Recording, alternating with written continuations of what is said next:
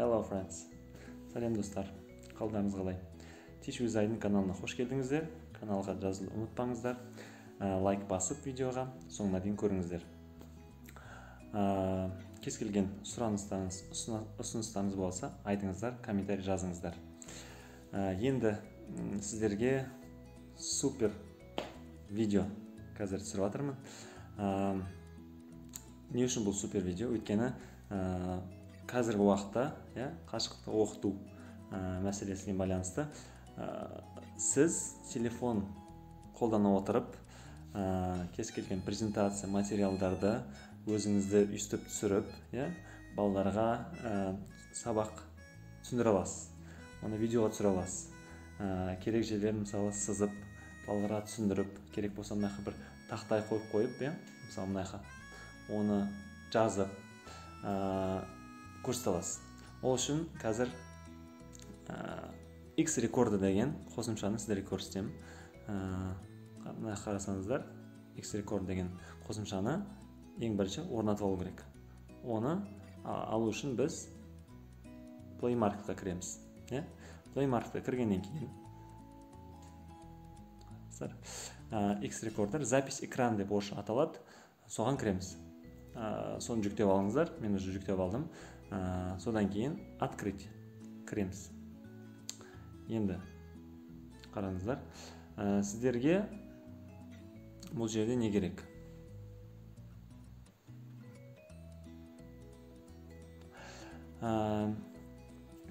Ең бірінші сіздерде мынандай домалақ қарағаныңыздар. Мына жерде осындай домалақ, жартылай домалақ батырма шығады. Сол батырма ең маңызды, ол сіздерге керек болады. Қазір мысалы басып көрейік, ішінде не бар? Ең бірінші пауза бар. Пауза, керек кезде паузаға басып, одан кейін жалғастыруға болады. Екіншісі стоп. Көрдіңіз бе? Стопқа бассақ, видео бітеді. Үшіншісі ол инструменттер. Ішіне кіреміз. Қараңыздар. Ішінде не бар? Бірінші снимок экраны. Бұл снимок экраны арқылы, қараңыз, мен қосып жатырмын. Мына жерде бізде кішкентай осындай фотоаппараттың несі шығады. Керек кезде сіз балаларға үй жұмысы яда бір есеп шығарып болғаннан кейін оны фотоға түсіру керек болса, осыған басасыз да, бүкіл сіздің экраныңызды фотоға түсіреді. Қараңыз. Міне, фотоға түсірді. Сосын бұл фотоны сіз не істейсіз? Бөлісесіз, өзгертесіз. Бірінші батырма бөлісу, екінші өзгерту, үшіншісі мусорға лақтыру. Жою. Пока что жаба салайық. Енді қараңыздар. Тағы да осы жартылай домалақ батырмаға бастым, инструменттер таңдадым. Камера деген екіншісі тұр ғой, қараңыз. Сіз мен қазір веб-камера арқылы көріп отырсыз. Ол өте ыңғайлы, сіз балаларға сөйлеп жатқаныңыз, қолыңызбен бір нәрсе көрсетіп жатсаңыз, тақтаға мысалы бір нәрсе жазып жатсаңыз, өте ыңғайлы. Сол үшін веб-камераны қолданамыз. Оны өшіріп тастауға да болады. Бүкіл экранға, мысалы, сіз бір нәрсе түсіндіріп жатсаңыз, запись экраны болсын деп, инструментке кіресіз, веб-камераны, мысалы, екінші тұрған, оны алып тастайсыз. Көрдіңіз ба? Енді тек қана менің экраным көрініп тұр. Мені уже оқушылар көрмейді. Бірақ қазір мен оны қосып қойайын, сіздер мені көре алу үшін. Оны қараңыздар, үстіне бассақ, кішірейтуге болады, үлкейтуге болады, жауып тастауға болады, қалай іске ыңғайлы. Одан кейін тағы да батырма бастық, инструментке бастық, щетка деген нәрсе бар. Ең пайдалы мықты нәрселердің бірі осы щетка. Қараңыз, мен оны бастым, қостым. Астында осындай, міне, мына жерде қараңыз. Инструменттер менюсы шығып жатыр. Бұл жерде не істеуге болады?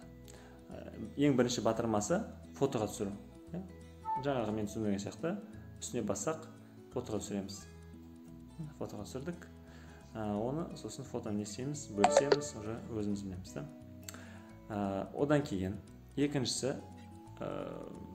жаңағы сызған, жазған нәрселеріңізді өшіру үшін өшіргіш бар.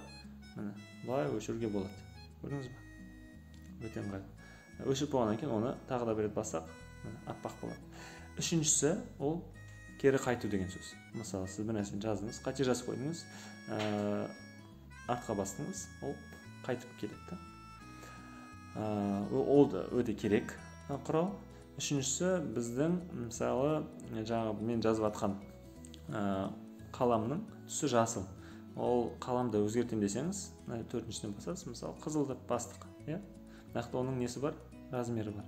Үлкен болсын, кішкентай болсын. Маған мысалы кішкентай болған қазір жақсы, но азайттым. X жабамыз. Қараңыз енді. Мен бір нәрсені сызып жазатын болсам, ол қызыл болды, размері ауысты уже. Мықты құралдардың несі менюсы. Сызып болғаннан кейін, жазып болғаннан кейін, бәрін алып тастау үшін X-ті басамыз. Бәрі жабылады. Енді біз балаларға сабақ түсіндіру үшін презентацияға кіреміз, ең астына мысалы біз интернетке кірейік. Интернет кіру үшін, мысалы мен мына жерге кірем, түсін жасылға ауыстырайық. Міне, мен өше Operaға кірем, сізде Google Chrome болуы мүмкін, Mozilla болуы мүмкін. Кірдік. Кіргеннен кейін ұстаз сайтына мысалы кірейік. Ұстаз сайтында мына жерде менюға басамыз, менюға басайық. Егер сіз кіріп қойсаңыз, тікелей кіре бересіз. Бірінші кіріп жатсаңыз, регистрация өту керек болады. Логинді бастық. Имя пользователя жазамыз. Содан кейін біз материал деген жерге барамыз. 8-ші сынып таңдайық. Және мысалы биология болсын. Қазіргі уақытта бізге 4-ші тоқсан керек. Мұнайға басамыз. Және бірінші тақырыбымыз Cell Division Types мысалы. Соған басамыз. Алдымызда презентация шықты. Бұл презентацияны үлкейту үшін мына жерге 4 бұрышқа басамыз. Енді балалармен презентация өтеміз. Қараңыздар. Imagine елестетіңіздер. You сіз cut кестіңіз, your skin теріңізді. Деп, мысалы, сөз-бе-сөз жұмыс істеуге болады. Керек сөздерді былай стрелкамен шығарып, аудармасын беріп, дұрыс оқылымын көрсетіп, керек болса мынандай суреттерді домалаққа алып, балалар қараңыздар, кесілген деп көрсетіп, назар аударуға сөйтіп жұмыс істейміз. Бәрі біткеннен кейін, бір слайдпен жұмыс істегеннен кейін аяқта келесі слайдқа өту үшін стрелка тұрады. Соған бастық. Сөйтіп, мысалы, бізде ауысатын болады слайдтар. Келесі слайд. Сөйтіп, бірінен кейін бірін бүкіл слайдтарды өтіп оламыз. Сөз-бе-сөз жұмыс істейміз. Жұмыстың бәрін бітіргеннен кейін тағы да мынаяқта бізде 4 бұрышқа басамыз. И презентациядан шығамыз. Презентациямен жұмыс істеп болғаннан кейін видеомен жұмыс істеуге болады. Ол да өте оңай. Мысалы, YouTube-қа кіруге болады, немесе осы жерден мысалы біздің видеомыздың ішіне кірейік. Ол үшін видеоның үстіне басамыз. И мына жерде үлкейтетін 4 бұрышқа бассақ болады.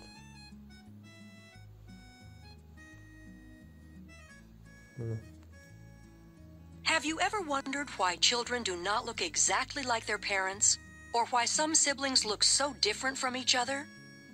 Көрдіңіз ба? Бір жақсы жағы, видеомен жұмыс істеген кезде, керек кезде паузаға басасыз, сіздің видеоңыз презентация сияқты болады, презентацияға айналады. Сосын, щетканы алып, керек сөздерді астын сызып, жаңағы суреттерді былай көрсетіп, қиын жерлерін түсіндіріп, есеп шығарып, оларға айтып түсіндіріп кетуге болады. Түсіндіріп болғаннан кейін жалғастырып, мына жерде play-ді басасыз.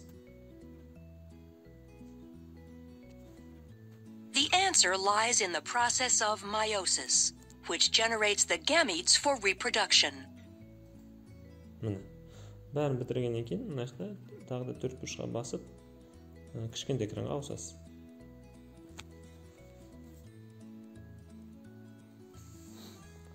Болды. Өте оңай. Işte презентациямен де, видеомен де жұмыс істеп шықтық. Бұл жақта бәрін бітіргеннен кейін, сабағыңызды түсіріп болғаннан кейін, кішкентай осы батырмаға тағы да басамыз. Жартылай батырмаға. Және де стопты басамыз. Стопты басқаннан кейін, осындай кішкентай меню шығады бізге. Осы менюда бізде 3 батырма бар. Біріншісі мынау жою, видеоны. Екіншісі өзгерту.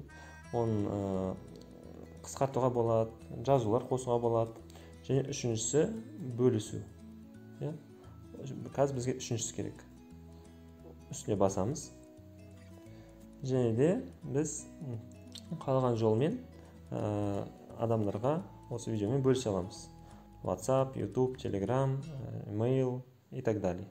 Көбінесе біз WhatsApp таңдаймыз да, ары қарай керек адамдарға, топтарға жібере аламыз.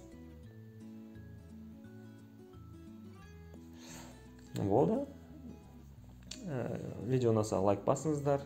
Бір нәрсе түсініксіз болып жатса, сұрақтарыңыз болатса, тағы да басқа да сұраныстар болатса,